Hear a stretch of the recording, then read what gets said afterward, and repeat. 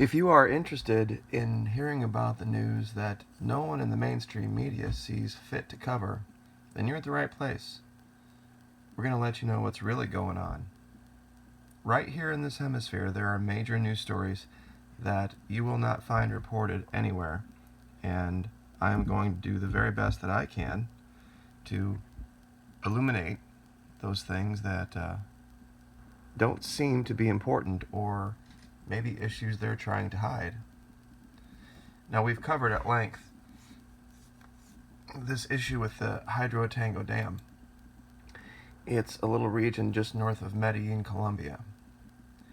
And there are still ongoing issues, and some of the issues are actually tied into some things that are going on here in North America. We've had these loud booms. We've had reports of areas that are shaking inexplicably, and they go all the way from Maine to California, Washington, Pennsylvania, even as far south as Georgia, I've heard, and Texas. Well, strangely enough, here in this region where this dam is, let's see if I can zoom in and find it. There it is.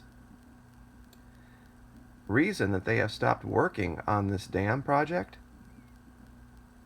on the Cauca River is the mountain is reported to still be moving. I kid you not, that is actually the case, and it's not being reported anywhere.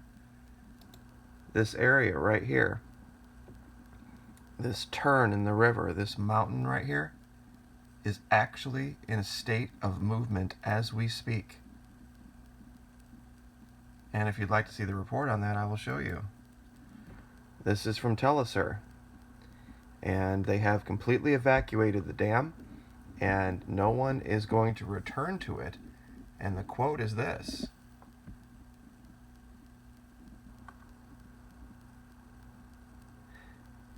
"This Tuesday, all the personnel of the work," and pardon the translation, it's Spanish language, "were evacuated and will only be able to return to their work once the movements in the interior of the mountain stop." They have tons and tons of people that have had their houses flooded out, and this issue is something where they don't think they're probably going to be able to restore this ever to a working, functioning dam, because this entire mountain continues to move every single day. And it's Friday, and it's been moving for 3 days. And you won't hear a word about this in the mainstream media anywhere. This right here, where I'm circling with the cursor, is the mountain in question. This entire area, and if you look at it, this looks like it's sliding into the river. It looks like maybe this work has just caused too big of a problem, and if they decide they want to back up all this water behind that dam, it's going to cause even more and more and more pressure. This could be one of the biggest natural disasters in the history of the world.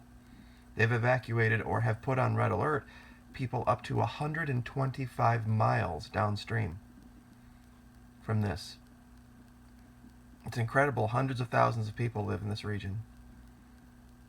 And this is the news they're not telling you. And speaking of things they're not telling you, we're going to kind of change gears here for a minute to show you something that is a confirmation of something we reported about Venezuela. Now, I had made the allegation that in Venezuela there were problems. Absolutely. There were areas where there were food shortages, and it had largely to do with Colombian right-wing paramilitaries coming into the region and buying up all of the grocery stocks to cause artificial shortages and to run little black markets on the border with the eastern border of Colombia, western border of Venezuela. Well, look at this story. After this tropical depression Alberto went through Cuba, Venezuela is sending humanitarian aid. 12 tons of food and equipment to the region. Now riddle me this. How could that be? If this entire country was on the verge of completely falling apart and was unable to even feed its own people, and was barely struggling to get by, how could it afford to send 12 tons of food and equipment to Cuba? And you can read this here on Telesur. This is what they don't want you to know.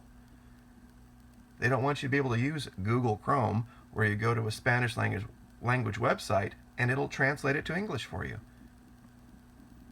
But this stuff is buried. Absolutely, totally buried.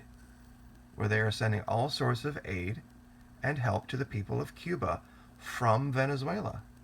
Where would they get the ability to do this? Do these people look like they're starving zombies just walking around and haven't eaten in, a week and with no ability to work? And to put a nail in this, I have the audio of this down, but I want you to look at this, and this is a story from Telesur, and it talks about the sanctions having failed with the re-election of Nicolas Maduro. Now, I'm going to go ahead and see if I can widescreen this out and play this forward without the sound. I want you just to look at the images. This is life in Venezuela today. And see if I can get this to play. Sorry, we're having a bit of an issue with the internet here. This is Venezuela today. Traffic lights are working. People are going to work, going to school, doing everything they normally do. They don't look like they're starving. They're on their cell phones. This is Venezuela. This is Caracas.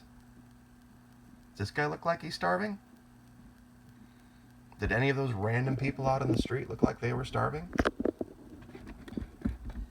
And like I said, it's not that there aren't issues in certain places. There absolutely are. But not over the entire country, and it's not a giant national apocalyptic collapse.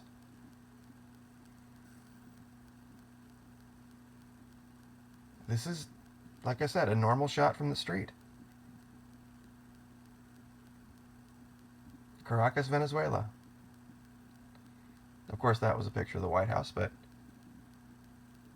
they're going back and forth talking about what the U.S. and the UN are trying to do to continue to destroy Venezuela, and how the Venezuelans are standing up against it and standing up against nationalism, against globalism. This is 31 May 2018.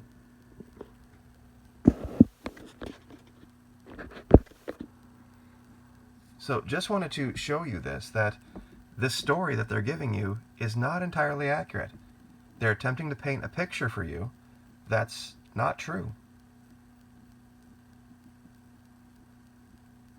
And I did a video for a little bit of fun the other day that was a part of Google Earth, where you could actually fly an F-16 through Caracas. That was an area that we flew through. But here's grocery stores. Look at this. Grocery stores in Venezuela. Look at the shelves. Imagine that. Orange juice, water, fresh fruit, vegetables. Just normal, everyday life in Venezuela. Yet to hear the U.S. tell it, there's nobody here that could possibly afford any of those things, and it's a complete, episode of The Walking Dead. And I'm leaving this up on the screen for the entire section of the video just so that you can get a good cross-section to show you that they're showing different areas of different parts of different buildings, different people. And you can see that there is not this huge cataclysm going on in this region. Are there people that disagree with Mr. Maduro? Sure. We have that here. But this was the U.S. trying to control our media, and pardon the... Well, that's the last 4 seconds anyway of the clip.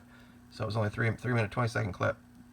So that's it. That was the whole clip right there, to show you that this was a psyop on behalf of our government, on our own people, and on the world that failed miserably. Because the world is connected and the world knows how to dig for information, and I have seen that with my own audience, best audience on YouTube bar none. So we will leave it there. Like I said, pray for the people in Colombia. They have a mountain that is moving, literally moving as we speak right here. So if it's tied to the boomings around the world, I would not be surprised. So like, share, subscribe, and we will see you next time. Thank you.